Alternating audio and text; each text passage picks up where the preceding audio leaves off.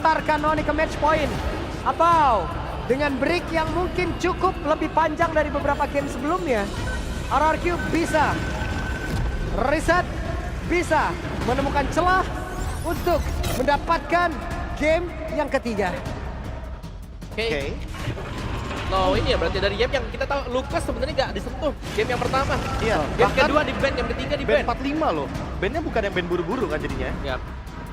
Tiba-tiba naik ya buat prioritasnya ke ban. Atau kayak mungkin coachnya berpikir kalau misalkan RRQ bakal all out dengan strategi terbaik mereka gitu. Jadi mereka bakal coba untuk bermain dengan adanya kapasitas dari Lucas yang ditutup. Jadi ya substitusi makin sedikit untuk hero yang powernya. Tapi dari gua sendiri lebih suka kayak RNC sama Onyx ini, mereka bawa dua-dua hero yang pick up Prof. Kayak dua-duanya jangan kayak kasih hero badan seperti yang tadi Bang KB notice itu kayak Hidupnya ya? juga hidupnya kayak dua-duanya adu pick up itu gua berharap ada draft seperti itu di game ini sih. Ya, Badang coach. Badang di Badang. ban. Parsha gue kira dia mau Baxia dulu ya. Parsha Lagi loh. Kalea masih open. Lagi dan lagi, ini Parsha mau dipasangin ke siapa aja. Ya aku lebih suka kalau misalkan jangan buru-buru Baxianya sih. Kayak ya kalenya dulu. Oh tapi bareng tuh itu sama Baxia. Ya, Kalea Baxia nih ya. Jadi agak sedikit rumit mungkin untuk Onyx sekarang. Nge-burst Baxianya pakai apa? Mungkin Joy, kalau memang Ya. masih berani dengan Joy-nya. Atau aku lebih suka kalau di last mungkin dari Onyx-nya ngambil dua hero yang terakhir ya. Kari gitu. Bukan Nolan-nya aja fast farming. Baxia pernah dibawakan dengan Kairi soalnya. Iya. Tapi kalau aku merasa ya di Kaleanya kuncinya. Karena Kaleanya ini di RRQ pernah mempopulerkan sebagai EX laner. Jadi nggak cuma jadi roamer. Kalau Coach Siko sendiri, apakah emang Kaleanya bakal ya udah fix aja roamer aja dibandingkan dengan EX laner atau kayak whatever it is ya udah nggak apa-apa di EX lane yang penting Kalea jangan dimusuh. Sebenarnya ya itu dia, kayak bagus juga sih Kalea di EXP Lane, cuman potensinya untuk di early game untuk diajak untuk adu pukul itu lebih bagus gitu kalau dia ada di ROM, karena dia lebih bisa bantu-bantu lah. Kalau ada skirmish oke, kita layanin skirmish musuh gitu, kayak makanya di ROM lebih cukup populer lah dibanding di EXP Lane. Oke. Tapi dengan 60% hero yang sama nih Coach Siko dan kebetulan kita tahu sendiri RRQ yang habis mendapatkan kekalahan. Berarti bukannya ini lebih diuntungkan buat RRQ ya? Karena dengan adanya 60% pick yang sama kayak gini. Tapi kan Onyx udah biasa, Pak. Onyx udah biasa banget kayak begini. Kalau sama Geek Farm. Kalau sama Geek Farm. Kalau sama Geek Farm. Ini sama RRQ. Bahkan bukan 60, 80 dan 100. 80 dan 100 pernah kejadian ya, Pak. Dia benar 100%, 80 juga cuma ganti satu hero belakang. Iya. Mungkin dari RRQ-nya lebih penasaran dia. Kita coba lawan hero yang sama tapi dengan kitanya hero yang berbeda. Mungkin seperti itu. Oh, Kayak jadi kita masih bisa nih lawan dia gitu. Cuman tadi mungkin komposisinya aja kita karena mungkin kalau di pemikiran RRQ kalau lawan strategi yang baru mereka harus cari tahu lagi winning condition-nya. Tapi kalau misalkan kayak kita kasih lagi deh hero yang sama mereka, kita coba counter pakai hero yang ini gitu. Mungkin itu juga bisa salah satu jadi referensi. Oke. Dengan adanya Baxia di 3 pick atas Coach Siko, apakah ini bakal didesidikan kalau misalkan jungler aja untuk Baxianya? Kalau aku bisa bilang kemungkinan dia sih, kalau Baxianya ya. Karena kan lebih nyaman nggak sih pakai hero-hero tank aja. Setelah Kita kita pick melihat- off. Benar. Kita melihat bagaimana sulitnya tadi Sutujin juga harus berjuang ya. Kena pick off terus-terusan, harus mandiri juga. Ya Baxia lebih better untuk setup di turtle yang pertama. Oke, dan ini nih dia top 5 kills ya untuk kehadiran dari Toy ternyata di urutan yang kedua. Dan kalau kita melihat dari Kairi sebagai jungler nih Coach yang mungkin notabene dia adalah tank jungle ya anyway, waktu dari regular season. Tapi dia masuk ke dalam top 5 juga nih di bawah dari Evan. Wah. Dan ya ini pick yang bagus ya, atau band yang bagus ya, Masha. Melihat adanya kemungkinan besar juga Baxianya kalau memang dimainkan sebagai tank jungler. Ya. Mereka butuh damager tambahan. Kalaupun, ini kan udah terlihat sama nih kurang lebih. Dari hero-heronya juga yang dilepasin juga kurang lebih sama gitu. Yap. Wah, haya lagi kah untuk RRQ-nya? Wah. Iya, tapi kayaknya Baxia. sih. Baxia Mungkin roamer. link kalau dari aku pribadi kayaknya mungkin yang lebih enak mungkin link. Tapi setupnya RRQ ini memang ke arah jungle Ya, jungle tank Baxia sih. Iya, Karena dia bikin band ya. Biru dan Cici. Jadi kali ini ke jungle-nya ya? Untuk Iya. Baxianya ya? Baxianya kemungkinan arahnya ke jungle. Cuman link pun masih cukup bagus kalau di arah RRQ. Ya, sebenarnya aku lebih penasaran untuk melihat kapan ya kita punya Wen ya. Freya itu muncul atau di respect band dengan tim Wah, lawan ya. ini- Karena kalau internasional kita tahu sendiri, Freya itu di band loh kalau internasional. Itu kayaknya khusus MPL China juga China, ya, ya, salah satunya yang kita tahu sendiri. Chen Poi juga dulu pernah membawakan Freya Gold Lane. Tapi ya balik lagi Om, kayaknya kalau misalkan untuk sekarang bakal bermain dengan hero yang lebih safe. Aku malah melihat potensi karena lawannya Joy. kok RRQ bisa ngebawain Pakito ya jadinya? Pakito ya, damager lagi, yang penting damager ya. Betul. Karena Harit dia punya magic damage, tapi lack of physical damage. Ya, atau kalau bukan Benedetta pun masih oke banget buat saya. Exactly itu dia. Ya. Pokoknya Atau kalau- carry EXP physical. Kalau Baxia jungle mungkin Angela. Angela Harit mungkin juga masih Iya. oke. Ya, asumsinya kaliannya di EXP juga bisa kan. Oh. Track recordnya Dairan ada dengan kalian EXP. Valentina. Wow, akhirnya. Terus setelah terobosan lagi nih. Valentina. Cuman Valentina ini kalau dari 3 yang terlihat di awal ini fokus Parsha aja apa gimana sih? Kenapa? Kayaknya lebih kemanfaatin rotasi dari Varsha ya. Untuk 2 menit awal dia bisa lebih menguasai area sungai. Tapi tunggu dulu ada hero react anyway, Gatot Kaca ya. Ini lumayan bagus buat ngejawab mungkin apa yang bakal dilakukan sama Kalea dan juga Baxia di waktu bersamaan. Karena Ya. udah pasti bakal nabrak, jadi butuh Gatot yang ngelakuin counter initiate-nya. Poveus juga masih ada loh. Obvious. Ya Poveus, Valentina, Dash, Ya. Harit Dash. Atau kalau mau buka Esmeralda kan? Esmeralda dari depan dari Baxia. Lumayan beresiko tapi classic thing yang boleh dicoba kayaknya Pak Ciko. Sun rises when I give Kali. the word. Oh, kali tank. Kali yang build-nya untuk tahan badan semua damage. Dan mungkin untuk jawaban screening juga kali coach ya dengan adanya Kalea yang jatuhnya hero yang lumayan kuat untuk menguasai river. Jadi dibawakanlah Khalid. Kali itu ya untuk lebih unggul dari segi mobilitas juga. Ya. Control map mereka mungkin ingin lebih diperkuat lagi lah.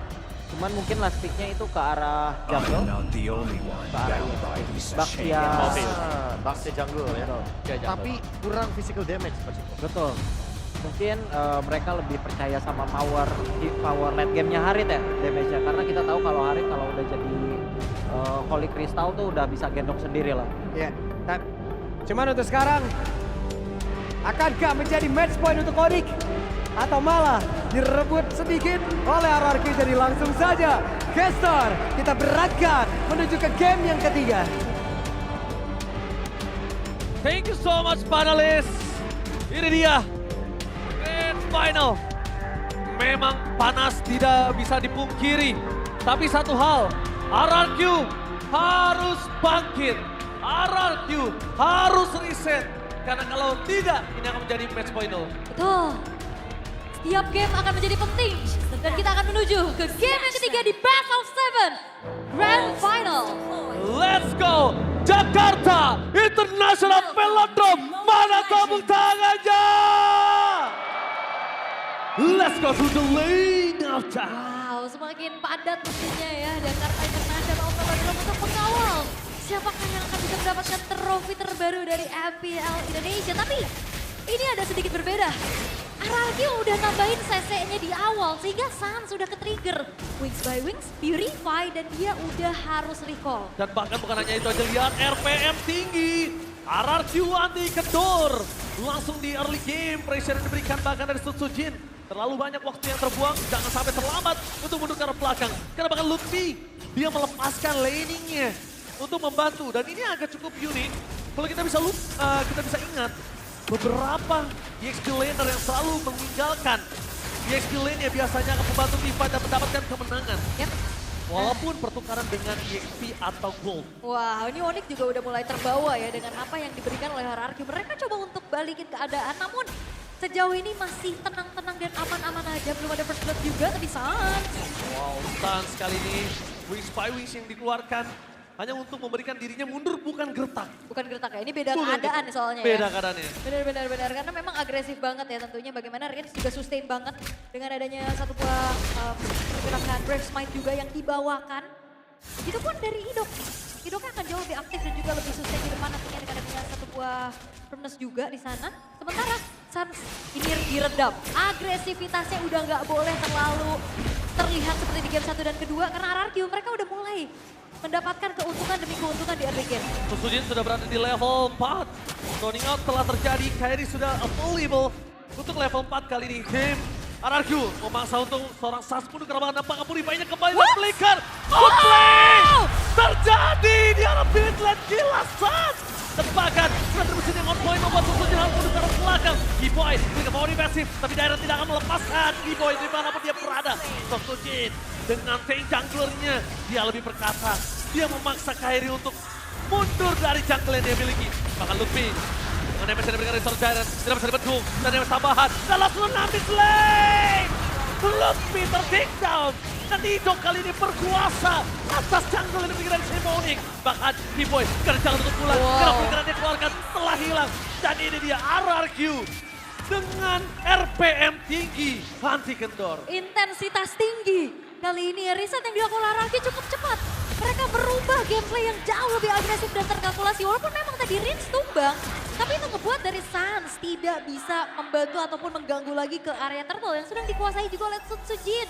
Turtle 1 dapat, purple buff dari Kairi juga tadi barusan hilang. Sehingga pattern yang dimiliki oleh Kairi ini udah lumayan patah.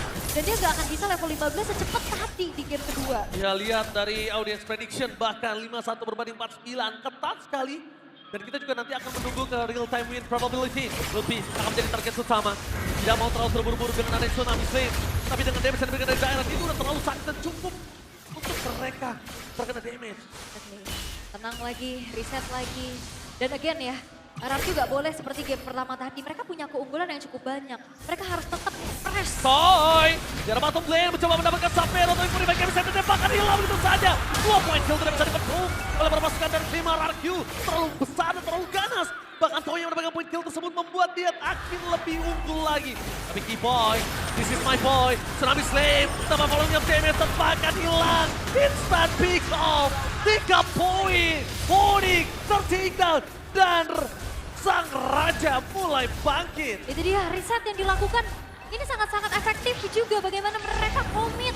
Mereka menjalankan foreman move-nya dengan begitu baik. Siapapun, ya bisa ditabrak. Even itu adalah boy. Dan bahkan mereka akan menguasai pula ke area dari objektif turtle-nya. RRQ mereka nggak mau mengulangi kesalahan seperti di game yang pertama tadi. Mereka dapetin early advantage. Mereka convert lagi menjadi snowball yang cukup mengerikan. Yes, mereka udah mulai paham kalau convert dan multiply terhadap gold yang mereka miliki itu sangat penting.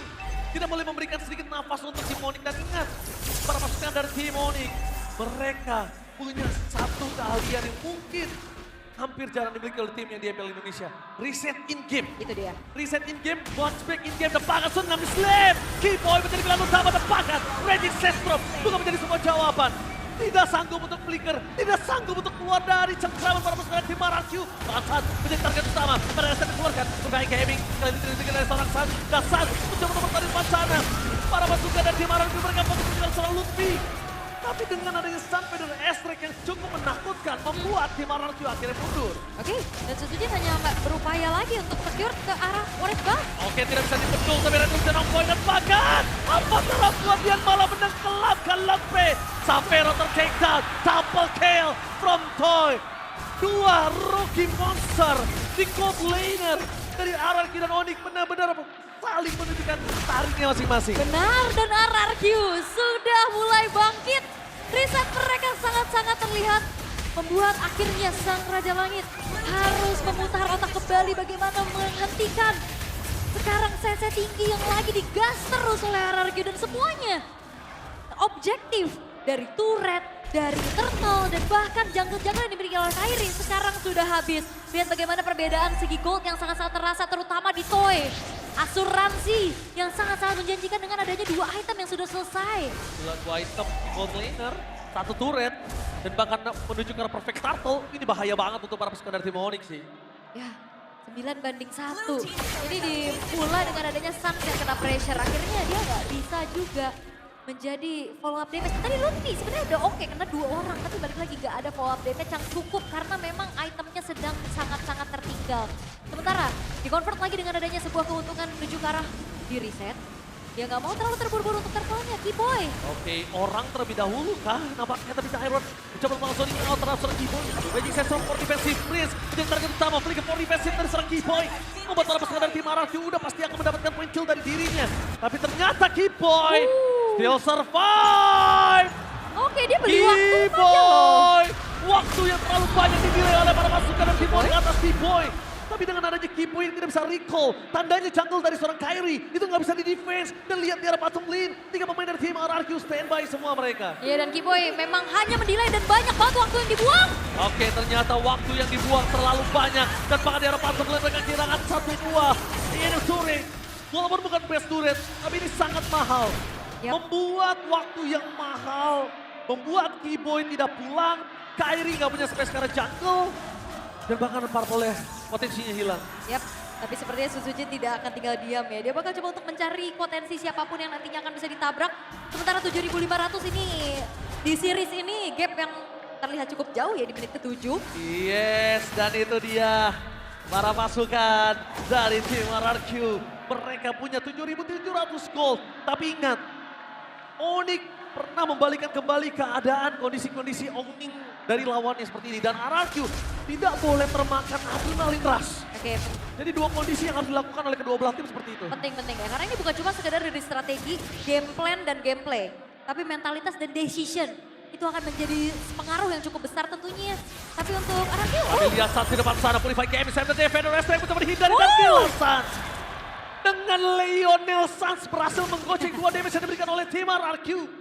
Seakan-akan burung dari seorang Sans ini benar-benar jago untuk menggocek. ya Angkara Sans ya, benar-benar Wings by Wings-nya bisa membuat akhirnya dirinya selamat atas IMU terhadap Leader Ice Track dari Rin. Yes, burung bukan sembarang burung. Bukan ya. Tapi lihat dari bottom lane, bakal coba dikejar Kairi. Dengan ada L3 Fine Beast, tapi The Iron. Informasi yang didapatkan adalah para pasukan dari tim RRQ. Mereka tinggal memilih untuk invite jungle atau menuju ke arah Lord. Karena kalau invite gagal menuju ke arah jungle lagi dari Kairi, Lord akan dimiliki Onyx. Oke.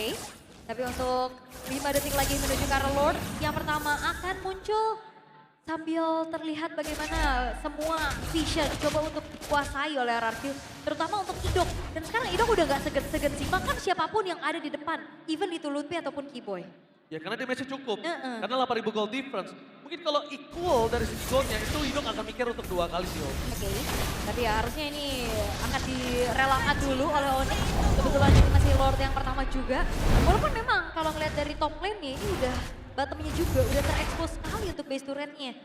Akankah Holy Defense ini akan bisa membantu juga nantinya Onyx bisa melakukan defensif ataukah RRQ? Mereka yang udah unggul terlalu jauh ini udah gak bisa lagi untuk ditahan. Oh, Flicker! Bakal langsung ada Tsunami Slam! Sans! Gak bisa melakukan defensif untuk para pasukan dari tim Onyx dan RRQ. Mendapatkan keunggulan dengan tidaknya Vendor Restrict dari Sans. Mereka harus segera menyelesaikan top turret atau Onyx akan bisa membalikkan kembali keadaan. Benar, dan kita melihat potensi maksimal dari bagaimana Kalea di tangan dari Idok yang sangat-sangat aktif. Oke. Dan sekarang udah ada bleeding time bahkan. Bukan hanya sangat aktif full, tapi cukup menggetarkan. Tidak takut, tidak peduli dengan adanya Purify sekalipun. Idok, label, standby. Para pasukan dari tim Onyx, Sans sudah kembali lagi hadir ke lane of dance. Pada SM jadi pilihan utama, tapi diusir mudah-mudahan ke arah belakang. Dan Idok tidak mau terlalu terburu-buru, bahkan Tyrant. Zoning out yang terjadi, fokus ke arah base, dan Zaman Force akhirnya mendapatkan poin. Turret dan Lutfi, mau tidak mau, cuma bisa menerima damage. Mau tidak mau, Lutfi cuma bisa mengabsorb apa yang mereka miliki. Dan kali ini RRQ mereka juga perlu... Tyrant! Tepakan! Lihat, para pasukan dari tim RRQ memporak-porandakan tim Onyx. Membuat para pasukan dari tim RRQ berhasil mendapatkan poin kalian cukup banyak. Best terbuka sangat besar. Kairi tersinggung sendiri. Tsunami Slam akan bisa bertahan. Ini bencana! Sang Raja kembali bangkit di game yang ketiga. Dan ini dia, the winner di game yang ketiga, RRQ. Itu dia, Grand Final. Bukan bicara tentang strategi belaka, tapi mentalitas. Reset begitu cepat, membuat RRQ mendominasi di game yang ketiga dan mencuri 1 poin. Full domination. Full domination. Onyx terkejut harusnya dengan serangan kejut yang dimiliki oleh para pasukan dari tim RRQ. Oke, tidak semudah itu. Ini Grand Final. 2 tim yang memang membuktikan mereka layak dan pantas mewakili FLID di IWC nantinya. Yes. Dan bahkan bukan hanya Keyboy yang mencekam, tapi ternyata kehadiran Idok sebagai Kalea di sana juga mencekam untuk Mencekam para banget. pasukan Sang Raja Langit. Yap. Wah, apakah persyaratannya menang early sama dengan win? Menang early sama dengan win, kebanyakan terjadi di MPL Indonesia. Tapi dengan mentality, mereka bisa ada dengan yang namanya comeback. Betul, dan akhirnya juga kita ngeliat bagaimana Sans dan Keyboy ini sangat-sangat di-disable. Yes, bener-bener disable loh. Disable banget, udah dimatiin banget pergerakannya. Yes, target mereka ke arah Sans. Sans, mau ada Purify enggak? Sans terus jadi target utama. Berawal dari satu trigger Purify di awal tadi, Betul. akhirnya jadi domino offense yang nggak bisa di stop sama Onyx. Outplay udah terjadi, Iya. tapi ternyata Riz tetap membawa kawan-kawannya berhasil mendapatkan kemenangan untuk game ketiga. So panelists, what happened Iron now?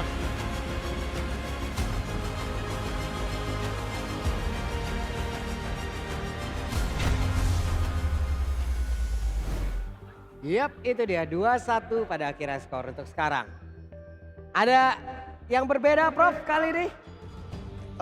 Perbedaan ya, mungkin ya itu tadi mainnya jadi kayak tim lagi kan. Mainnya tim lagi. Mainnya bareng, jalannya bareng. Pas ngejar tadi ke arah dari Keyboy juga ya yang 3-nya atau 4-nya itu bikin move gitu loh. Jadi nggak cuma ngeliatin Keyboy dikejar doang. Oke, Om. Yang beda, Yang beda? pastinya junglernya ya. Ya. Karena tadi mungkin di game pertama, game kedua sedikit terlihat pasrah. Nah, Tapi waktu udah dapetin Baxia nih ya, itu dia. enak setupnya. Mandiri juga, ngasih assist ke yang lain. Jarang terpick off. Susah. Ya susah, Susah. terpick off.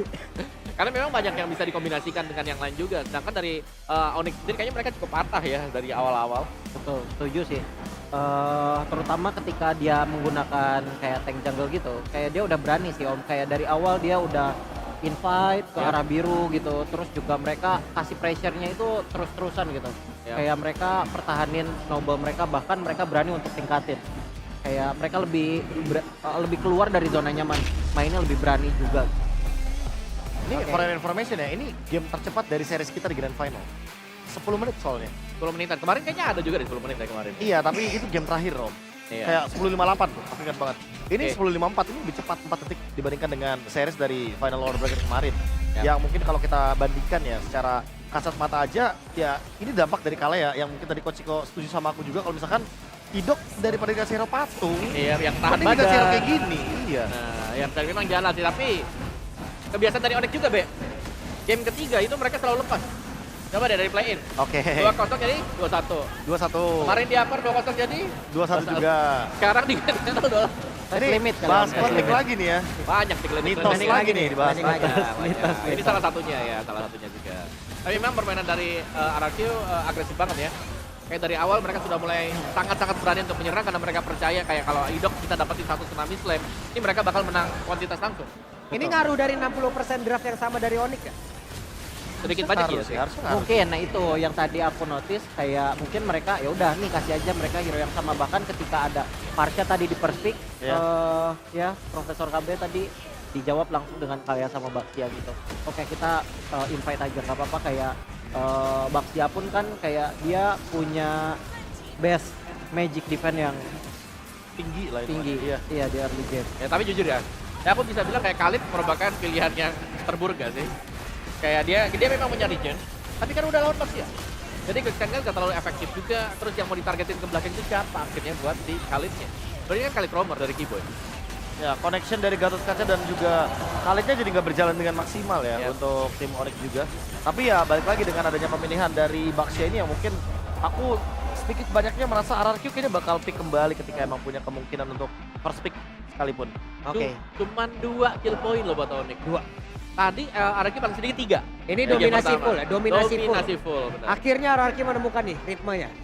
Tapi ritme ini benar-benar ditemukan oleh mereka sendiri atau karena ada kesalahan lagi nih dari Onyx? Oh, kalau ini mereka sendiri. Menurutku mereka Pada sendiri. akhirnya ini RRQ sendiri nih ya? Iya, karena tadi kita sempat lihat kan kayak first blood-nya tuh malah di Onyx yang sempat dapetin. Kayak kita lihat early game-nya kayak bener-bener mungkin lebih sedikit atau banyaknya ya sama-sama lah, fair lah. Kill-nya juga gak terlalu banyak, tapi semenjak snowballing dari area yang didapatkan objektif kayak turtle, turret, kan kayak langsung ada gap yang begitu jauh dan emang bener hyper carry-nya di Toy. Mereka ingin menekan map biar nantinya teman-teman dari Onyx juga nggak punya ruang dan cuma punya satu laning loh. Ingat, Onyx cuma punya di top lane doang buat farming. Ya, beda sama game-game sebelumnya di mana Kairi bisa farming di bawah, bisa farming di mid, bisa farming di jungle. Ya, perbedaan dari networknya juga udah terlihat gitu ya. Ya, damage dengan Kairi aja cuma 8.000 loh. Iya. Pakai goy. Hero yang kita tahu ini eksplosif di awal ya. Bahkan Starlium set-nya ke delay sampai dengan menit yang kelima buat Kairi. Berbeda dengan Sujin ya, ini nyaman banget. Tough Boot, Molten Essence, Radiant Armor bisa nahan damage magic dari Sun Kairi yang jadi di sekitar menit ke-5an juga berarti. Ya, Ada dan Blade Armor, Oke, udah. ya, Blade Armor itu udah menjawab Tavero banget. Ada berapa Blade Armor? 2 ya berarti, kan memang 2. Terus kena Heavy Crossbow, wah itu teriak sendiri pasti, retailnya, bener gak? Iya, karena ini juga sih Om, kayak aku suka sama pemilihan item buat di Rinsnya, kayak dia nggak buru-buru jadiin sepatu, kayak dia langsung jadiin dulu glowing. Aha.